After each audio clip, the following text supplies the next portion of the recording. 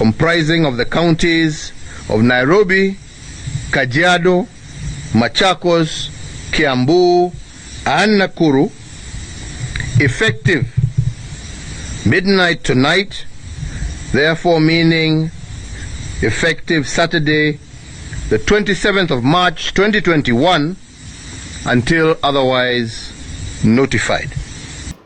madaxweynaha dalka Kenya Uhuru Kenyatta oo maanta khudbadiisa galabnimo ee Jimcaha jeediyay ayaa wuxuu ku dhawaaqay in la joojiyo dhaqdhaqaaqyada soo galay kuwa ka baxa magaalooyinka Nairobi, Kiambu, Machakos, Kajiado iyo Nakuru laga bilaabo saqda dhexe ee caawa.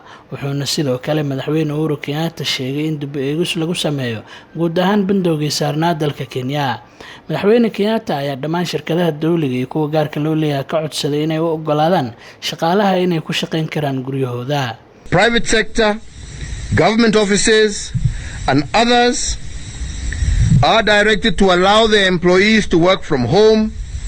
dhanka kale wuxuu amar ku bixiyay in la joojiyo kalfadhiyadii caadiga ah ee dhici lahaa bisha 8aad ee sanadatan aanu ku guda jirno, iyadoo sidoo kale kuwa ka socda golayaasha ismaamulada Nairobi, Machakos, Kajiado iyo Kiambu iyo Nakuru uu gabi ahaanba ku soo rogay xayiraad ah in la joojiyo isu imaatinadaasi, including those of their committees and the ordinary sessions of the county assemblies of Nairobi, Machakos, Kajiado, Kiambu, and Nakuru are hereby suspended until further notice.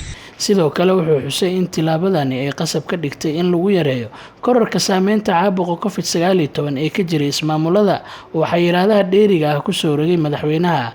wuxuuna hadalkiisa ku daray inuu dalka Kenya hadda ka jirto mowjado saddexaad oo cudurka COVID-19. madaxweynaha ayaa sidoo kale amar ku bixiyay in la joojiyo goobaha waxbarashada sida dugsiyada iyo jaamacadaha iyo maxadiyada lagu barto farsamada gacanta ee ku yaala ismaamulada uu xayiraadaha dheeriga ah saaray, isagoona sheegay in kaliya loo ogol yahay in imtixaanada ay u fadhiisan karaan musharaxiinta u shaqeeya dawladda iyo kuwa u socdo tababarada caafimaad ee la shaqeyn doona wasaaradda caafimaadka dalka Kenya. sidoo kale madaxweyne Uhuru Kenyatta ayaa sheegay in la hakiyay baararka goobaha lagu iibiyay qamriga ee ku yaala magaalooyinka Nairobi, Machakos, Kajiado, Kiambu iyo Nakuru. sidoo kale iibinta qamriga iyo maqaayadaha laga cunteeyo ee 5 ismaamul goboleed ayuu madaxweynaha saaray xayiraado dheeri ah ilaa iyo amar dambe, isagoo intaasina ku daray in maqaayadaha ku yaala goobahaasi ay hadda bixin karaan oo kaliya in dadka ay siiyaan adeegyada ay cuntooyinkooda guryaha ugu qaadan karaan.